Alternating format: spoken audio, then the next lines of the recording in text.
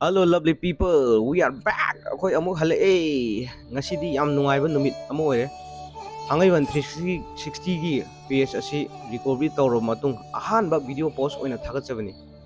Ngasi korou nongja ashidage toujaruba sinlam shintha amasung thouram thouda kaya akaba Athoiba ahenba shamu maipakpa pajeng firal thetpa ngamnaba Ema Khuthokhanbi na thoujanbirasanu haiduna hayum magi mingthol minglen Athoiba sonjaroduna jingu magi khoya khada laitainari Hei Haya Hayum yaipre ayuk su pange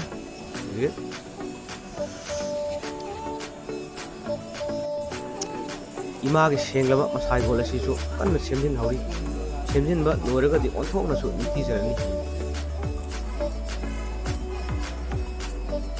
semjin bagi ngamini yang chaudori laibung sisu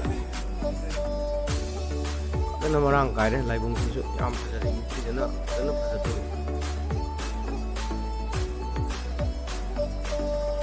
apsang sare hana di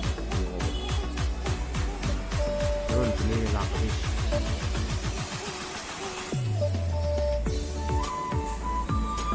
cho đấy những phim bên này đó rồi ở đéo kem phải giờ nên khi giờ này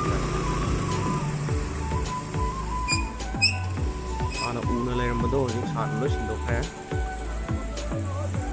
ô xí mà mình chưa mà xí cái chắc anh xem này ô xí đi coi Thangmeiband kiên rồi cái honorable MLA KS rồi cái chân gì đồng gì mà phát được xem trên mình làm phải giờ này lời được đó nó thôi là số những khi giờ này